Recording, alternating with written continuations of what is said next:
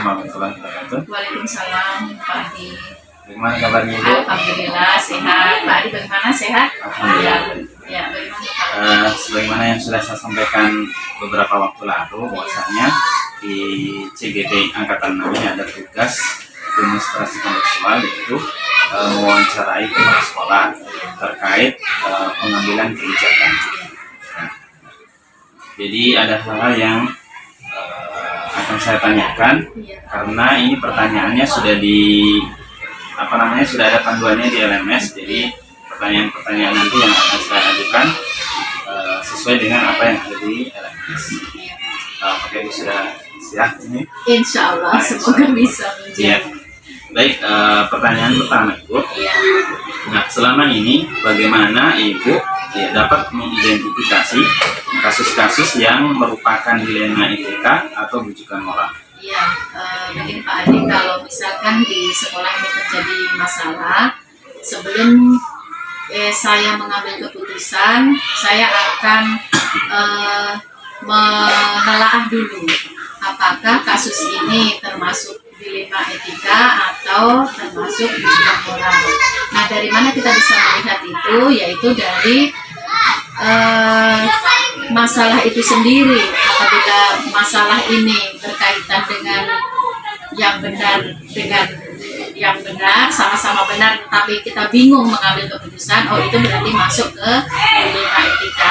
Tapi apabila masalah itu sudah ketahuan dari awal, ini masalah yang antara benar dengan salah, berarti itu rujukan moral. Jadi nanti dari identifikasi itu kita pikirkan bagaimana cara mengambil keputusan yang tepat, yang tidak merugikan kedua belah pihak.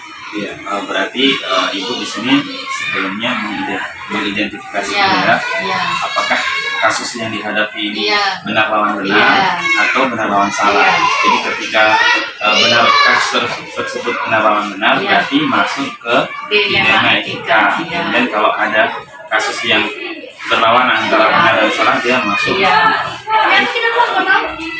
Untuk soalan yang kedua, bagaimana Ibu dalam menjalankan pengambilan keputusan di sekolah, terutama untuk kasus-kasus di mana ada dua kepentingan yang sama-sama benar atau sama-sama mengandung nilai kebajikan? Kalau tiba-tiba di sekolah ada masalah, kemudian dari situ kita sudah bisa menentukan, ini benar lawan benar, maka yang pertama saya lakukan adalah mencari dulu fakta dulu, apa sebab masalah itu bisa terjadi, kemudian siapa saja yang terlibat, kemudian apa konsekuensi dari masalah itu bagi orang lain atau bagi orang itu sendiri. Kemudian setelah itu baru kita tentukan, kita ambil keputusan yang kira-kira tidak merugikan pihak yang bersangkutan. Jadi kalau di situ kebaikan lawan kebaikan, tinggal kita lihat. Misalkan kebaikan itu yang satu efeknya adalah antara pribadi dan kelompok, atau ada misalkan ada kasus dua-duanya bingung kita mengambil keputusan yang mana, dua-duanya penting, maka yang kita utamakan adalah yang berkaitan dengan moral. Ya, jadi ditentukan dulu berarti apakah dia masuk dilema etika atau moral. Jadi ketika sudah ditentukan baru cari fakta. Faktanya, kemudian siapa semua yang terlibat, apakah ini kasus antara perlawanan antara kepentingan individu atau kelompok.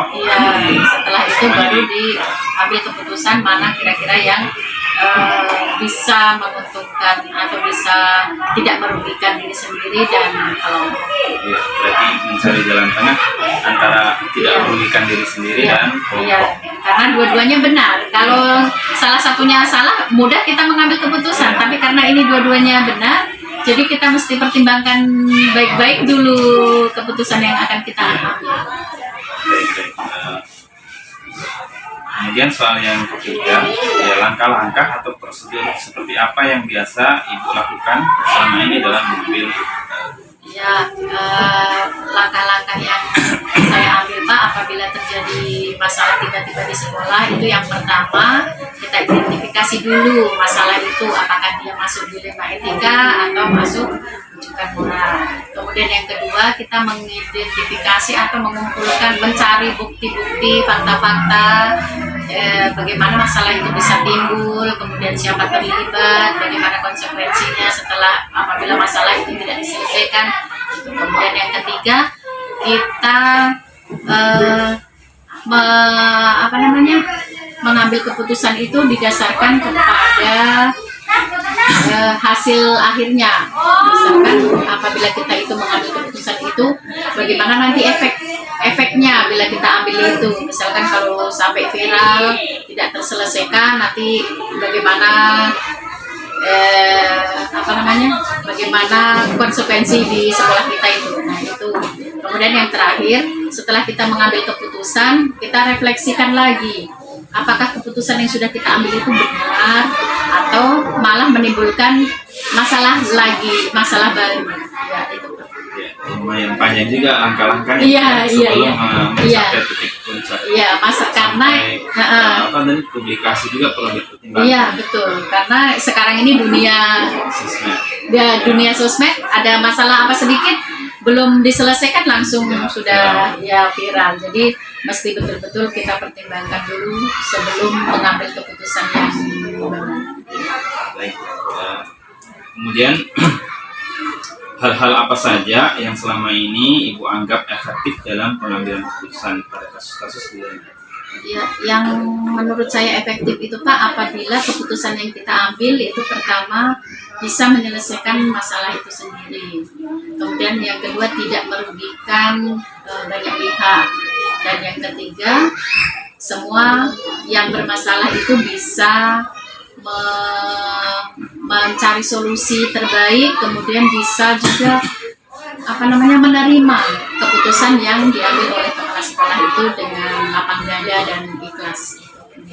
Kalau berarti tadi ada apa yang efektif, biasanya semuanya bisa menerima dari keputusan akhir dari sebuah masalah atau kasus yang dihadapi. Baik, soal yang berikutnya, apakah Ibu memiliki sebuah tata cara atau jadwal tertentu dalam sebuah penyelesaian kasus dilema etika? Apakah Ibu langsung menyelesaikan di tempat atau memiliki sebuah jadwal untuk menyelesaikannya? Bentuk atau prosedur seperti apa yang Ibu jalankan? Tergantung sih Pak, itu fleksibel saja. Misalkan kalau masalahnya tidak terlalu besar dan tidak melibatkan banyak pihak, biasanya bisa langsung diselesaikan. Tapi apabila masalahnya itu melibatkan banyak pihak, kemudian ada hubungannya dengan profesi atau kode etik, maka kita bisa atur kembali jadwal untuk menyelesaikan itu dengan baik. Jadi tergantung masalahnya. Iya, berarti Ibu melihat besar kecil masalahnya ya. Kalau masalahnya istilahnya ringan atau kecil bisa diselesaikan langsung. Tapi kalau masalahnya itu besar melibatkan banyak orang, maka perlu waktu khusus atau penjadwalan untuk bisa menyelesaikan masalah tersebut. Baik, kemudian adakah seseorang atau faktor apa yang selama ini mempermudah atau membantu Ibu dalam pengambilan keputusan dalam kasus-kasus dilema? Ya, untuk kasus-kasus dilema etika ini Pak, memang kita butuh orang lain untuk membantu kita menyelesaikan masalah. Misalkan kalau di sekolah berarti kita perlu melibatkan guru-guru untuk membicarakan ini bagaimana mencari jalan yang terbaik. Kemudian kita konsultasi juga dengan senior, walaupun kita kepala sekolah, tapi kalau ada yang lebih senior di sekolah itu saya gunakan untuk konsultasi, meminta saran, pendapat. Kemudian kalau masalah itu melibatkan orang banyak dan orang di luar, saya perlu konsultasi dengan atasan, misalkan Pak Pengawas atau Pak Korwil, untuk membantu memberikan solusi atau jalan keluar dari masalah dilema etika itu. Oh iya, berarti kalau saya tangkap bahwasanya ketika masalah itu bisa diselesaikan di dalam sekolah, ibu melibatkan guru-guru yang ada di dalam, terutama guru-guru senior yang bisa dimintai saran, gitu ya. Tapi kalau itu masalahnya bisa dampaknya keluar, berarti ibu berkonsultasi dengan pengawas. Kemudian ini kayaknya pertanyaan terakhir. Nah, dari semua hal yang telah ibu sampaikan tadi, ya pembelajaran apa yang dapat ibu petik dari pengalaman ibu mengambil keputusan di Lema? Ya, pelajaran yang bisa saya ambil itu Pak, bahwa kita mesti hati-hati dalam membuat suatu keputusan, karena apabila kita salah dalam mengambil keputusan, maka akan banyak pihak yang merasa dirugikan dan bisa jadi malah masalah itu semakin bertambah besar. Kemudian yang kedua, kita perlu membedakan ternyata masalah itu ada dua hal, masalah dilema etika dan rujukan moral. Saya terima kasih sekali, ini adalah pelajaran terbaik yang bisa saya petik selama ini. Menyelesaikan masalah ya diselesaikan, tapi kita belum bisa membedakan itu. Ternyata ada perbedaan antara dilema etika dan rujukan moral. Dan ini saya peroleh dari guru penggerak. Terima kasih banyak Pak. Ini adalah pelajaran terbaik juga dari guru penggerak untuk kepala sekolah. Baik, berarti ibu di sini jadi pembelajaran yang bisa ibu ambil bahwasanya lebih berhati-hati ya dalam mengambil keputusan, sehingga keputusan itu bisa dirasakan manfaatnya untuk semuanya, ya, khususnya murid, ya, karena setiap keputusan yang kita ambil itu harus berdampak. Jadi masih ada lagi Pak? Sepertinya itu saja ibu. Terima kasih banyak, ini sudah meluangkan waktunya. Dan mudah-mudahan dalam menjalankan aktivitas sebagai seorang pemimpin, ibu bisa menerapkan atau bisa mengklasifikasikan kasus-kasus mana yang termasuk dilema etika atau baik Pak, terima kasih banyak, semoga sukses. Amin. Ya, mungkin itu saja Bu, saya ucapkan terima kasih banyak. Assalamualaikum warahmatullahi wabarakatuh. Waalaikumsalam warahmatullahi wabarakatuh.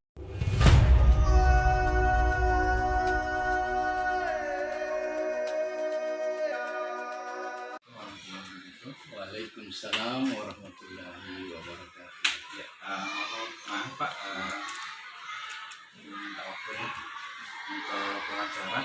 Kenalkan, nama saya Sunaryono dari guru calon penggerak dari SDN Negeri 1 Juna. Nah, di tugas kami di LMS di modul 3.1 ini di demonstrasi pada soal, tugasnya adalah mewawancarai 2-3 sekolah. Nah, alhamdulillah Bapak bersedia untuk diwawancarai. Jadi terkait tentang pengambilan keputusan yang mana hal ini biasa dilakukan oleh kepala sekolah. Sudah boleh langsung saja Pak, atau mungkin Bapak ada pertanyaan ke saya? Mungkin saya kasusnya masih sama. Iya, saya pikir langsung saja. Oh, langsung saja. Baik. Pertanyaan pertama adalah selama ini bagaimana Bapak dapat mengidentifikasi kasus-kasus yang merupakan dilema etika atau rujukan moral? Langsung. Ya. Berarti kalau dilema etika itu kasusnya ketika kita diperhadapkan kasus yang sama, punya nilai kebenaran. Tapi di situ ketika kita diperhadapkan kasus yang sama di situ, sebelum mungkin saya lanjut, sebelum kita mengambil sebuah keputusan, di situ seorang pimpinan atau siapapun dia yang harus menentukan sebuah keputusan itu, seorang itu harus memiliki jiwa satria. Artinya jiwa satria di sini jiwa yang besar,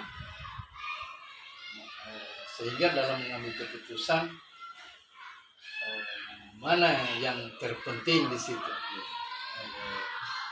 mana yang misalnya sama-sama benar, tapi mungkin ada yang paling benar ketika sebelumnya kita harus pelajari, analisis kasusnya, lalu kemudian kita dalami, sehingga mana yang terbaik di situ. Semua kedua-duanya baik, benar, tapi ada yang paling benar, ada yang paling tepat mungkin, ada yang paling terbaik di situ yang harus kita dahulukan, utamakan misalnya. Maka dengan sendirinya, dengan menganalisis tadi, mendalami persoalan itu, kita bisa memilih mana yang terbaik. Karena kita dituntut untuk memilih yang satu dari dua yang sama, memilih yang satu. Maka harus kita arif dan bijak, lalu kemudian kita berhati-hati untuk mengambil sebuah keputusan. Misalnya contohnya, kalau mau saya mencontohkan lagi, misalnya Bapak sebagai kepala rumah tangga di rumah, di lingkungan keluarga, ketika Bapak ini punya 2 orang anak, anak 2 ini sama-sama kepentingan yang sama. Contohnya anaknya Bapak yang kakak kuliah, sama-sama kuliah, yang adik juga kuliah. Tapi yang kakak ini sudah tahap terakhir, sudah orang bilang detik-detik penyelesaian, tinggal 1 kali bayar SPP-nya misalnya, atau kewajibannya di kampus. Nah, yang adik juga begitu, sama-sama mau bayar dengan biaya yang sama. Karena situasi, kondisi, kemampuan kita yang memaksa kita pada saat itu, kita hanya punya dana yang cukup hanya 1 orang misalnya. Iya kan? Nah, menurut Bapak mana yang diutamakan? Orang yang baru start kuliah atau yang sudah penghabis detik-detik penyelesaian tadi? Maka kalau saya, Pak, saya ambil keputusan untuk menyelesaikan dulu yang tahap terakhir tadi, anak yang sudah tahap penyelesaian tadi itu. Tentu kita musyawarahkan, kita duduk bersama, kedua orang anak kita libatkan juga ibunya untuk bisa kita berikan pengertian kepada kedua orang anak ini. Tentu dengan memberikan pengertian, apalagi sama-sama mahasiswa, insya Allah kita bisa paham. Makanya perlu musyawarah di situ kan, untuk mencapai kesepakatan. Kita jelaskan sama adiknya. Nah, andaikan kakak ini selesai, dia kerja, insya Allah dia bantu juga. Kan? Kira-kira seperti itu. Dengan bahasa-bahasa diplomasi dan biasa bahasa ilmiah bisa diterima oleh akal pikirannya, insya Allah dia akan mengerti. Berarti Bapak tadi cara mengidentifikasinya yaitu pertama berjiwa kesatria tadi. Kita harus memiliki berlapang dada, kemudian melihat mana yang paling penting dari dua masalah penting, tapi ada yang terpenting, yang paling penting. Kemudian bermusyawarah ya. Iya. Oke. Baik, berikutnya. Nah, selama ini bagaimana Bapak menjalankan pengambilan keputusan di sekolah Bapak, ya terutama untuk kasus-kasus di mana ada 2 kepentingan yang sama atau benar atau sama-sama mengandung nilai kebajikan. Ya, itu tadi dua-dua benar, tapi ada yang paling benar mungkin. Dua-dua tepat, tapi ada yang paling tepat. Maka perlu pendalaman di situ. Jangan kita serta-merta langsung memvonis misalnya kan. Kita mengambil perlu ketenangan di situ. Nanti mengumpulkan fakta-fakta dan mempelajari kasusnya tadi itu masalahnya.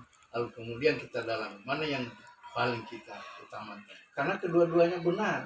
Makanya tadi itu kita dudukkan bersama kedua orang yang punya masalah tadi ini, apalagi kalau di lingkungan keluarga kita sendiri, anak kita sekalipun, itu lebih bagus dengan karena kemampuan tadi yang mendesak. Tadi seperti saya contohkan, dua-dua kebutuhan sama pentingnya.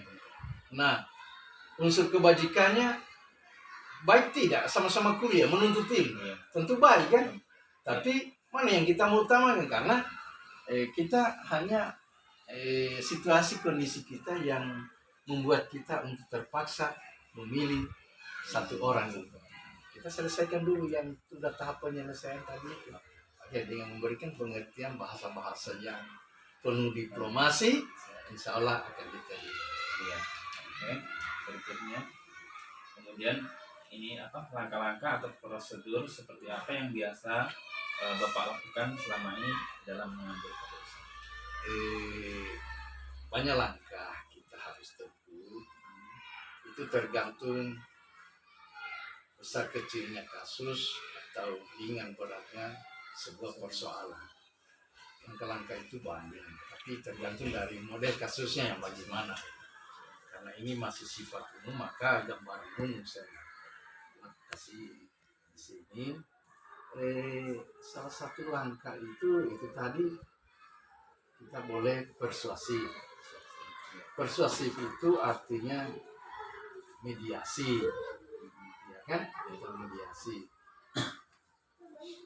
Ada juga langkah konfrontir. Konfrontir itu istilahnya, tapi kita tetap lagi-lagi saya katakan tetap kita dalami kasusnya, apakah kasus ini perlu dikonfrontir atau hanya mediasi. Ada juga bisa juga musyawarah. Ya. Tapi ketika kita lakukan satu langkah, katakanlah langkah musyawarah atau langkah persuasif tadi itu, mengadakan pendekatan dan memberikan penjelasan, apabila bisa diterima oleh kedua belah pihak yang bermasalah ini, ketika berhasil kita lakukan salah satu langkah, ya cukup di situ.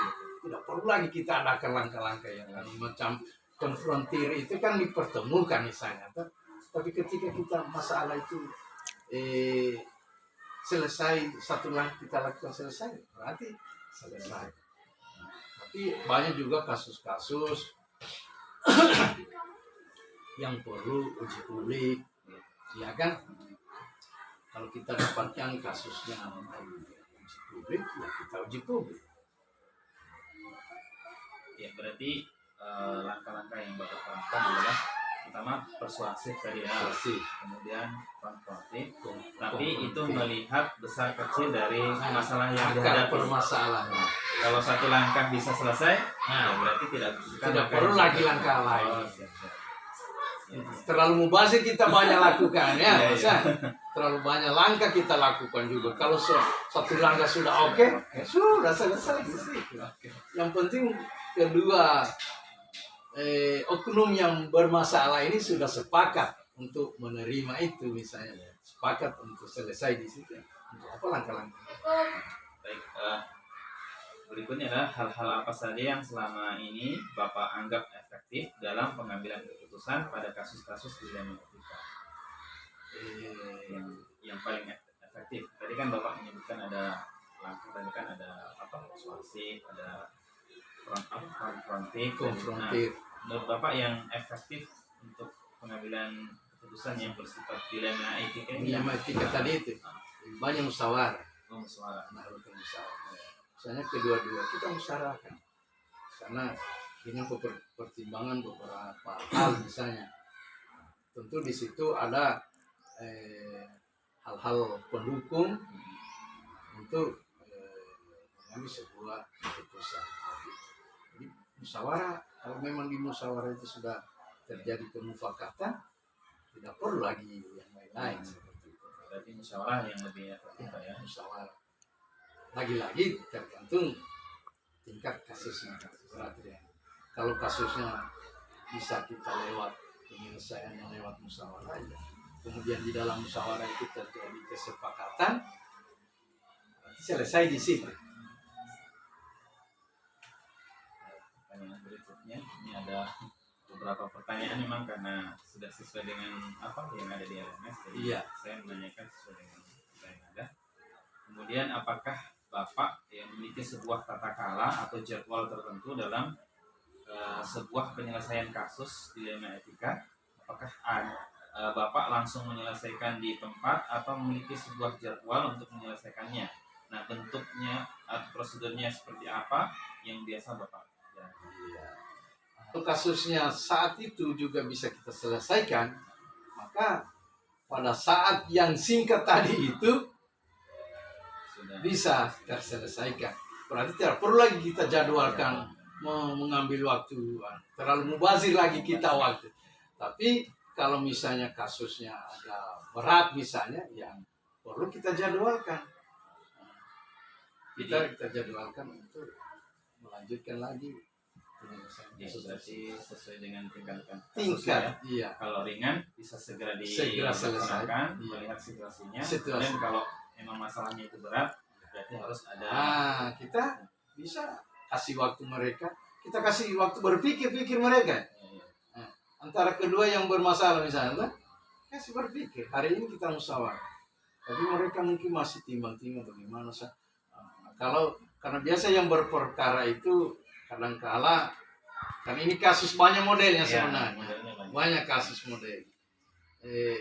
Kalau yang punya persoalan kedua itu, tapi kalau dua-dua mengandung unsur kebenaran dan harus kita memilih satu, saya pikir contoh yang pertama tadi itu ketika kita alami di lingkungan keluarga anak kita dua tadi itu, saya pikir tidak akan lama.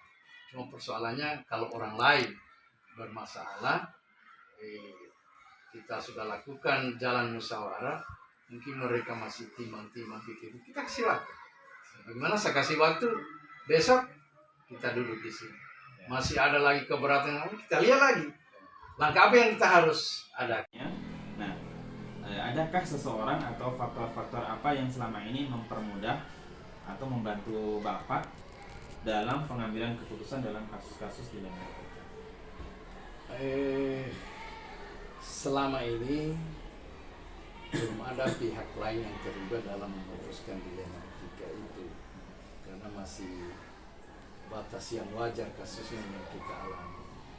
Ya, mudah-mudahanlah jangan kita dapatkan kasus-kasus yang banyak. Tapi kalau ketika itu juga kita dapatkan, banyak langkah yang perlu kita tempuh untuk menyelesaikan itu. Karena kita ini dalam skop kecil di sekolah.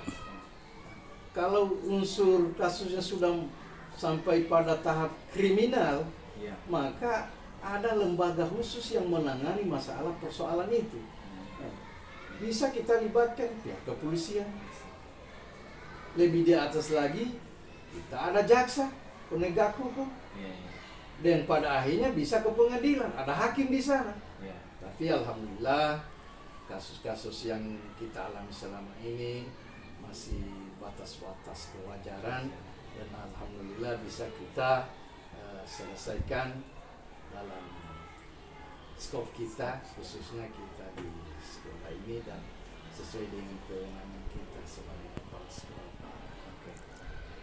Baik, berarti tinggal dilihat masalahnya lah ya, kasusnya. Kalau memang perlu melibatkan pihak luar, berarti kita pakai pihak luar. Nah, berarti selama ini kasusnya hanya lingkup dalam sekolah saja.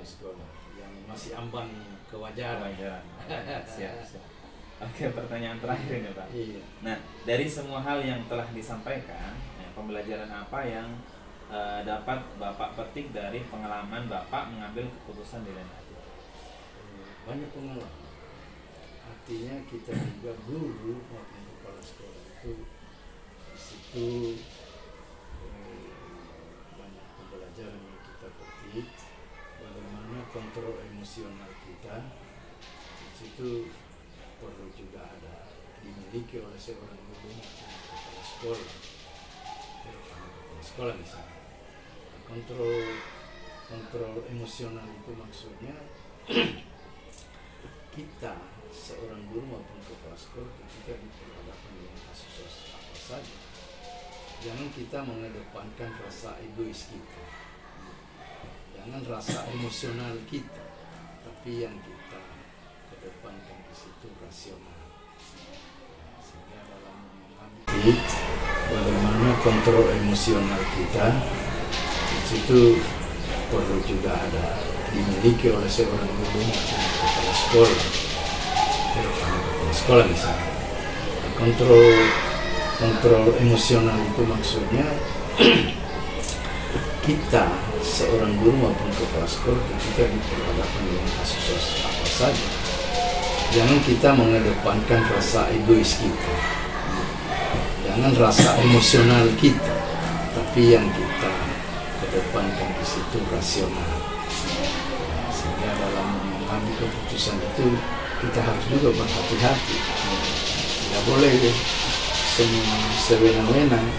Artinya saya mau bilang di sini, ketika diperhadapkan kasus di keluarga kita, misalnya kita yang menangani kasus yang bermasalah ini antara orang lain dengan keluarga kita, katakanlah lagi anak kita, katakanlah begini, anak kita salah, orang lain yang benar. Jangan karena kita kepala sekolah, pimpinan atau pemegang kebijakan, hakim sekalipun, lalu kemudian kita salahkan orang yang benar. Karena orang kita benarkan orang yang salah karena anak kita. Nah, itu sebuah keputusan, pengambilan keputusan yang menurut saya tidak benar. Boleh saya katakan tidak betul. Nah, tapi di situ harus kita, makanya jiwa itu harus kita miliki, jiwa satria. Nah, katakan yang benar, kalau dia benar, walaupun pahit ya. Orang bilang katakan yang benar walaupun pahit. Katakan yang salah, kalau memang salah. Nah, artinya, walaupun tadi itu orang yang berlawanan dengan keluarga kita, berperkara katakanlah, kalau orang yang benar, ya dia yang benar, walaupun pahit. Mungkin itu barangkali ya makna daripada tadi itu. Walaupun pahit, katakan dia, sampaikan dia bahwa kau yang benar, anak saya yang salah. Nah, tapi lagi-lagi kita dalami kasus. Oke, menarik sekali Pak. Terima kasih banyak ini sudah mau meluangkan waktunya untuk diskusi ini. Saya ucapkan banyak terima kasih. Mudah-mudahan Bapak senantiasa sehat selalu. Amin. Kemudian ya dimudahkan segala urusannya. Mungkin itu saja dari saya. Saya tutup. Bila taufiq wal hidayah. Assalamualaikum warahmatullahi wabarakatuh. Jadi kita, apalagi saya mau bilang, kita seorang pemimpin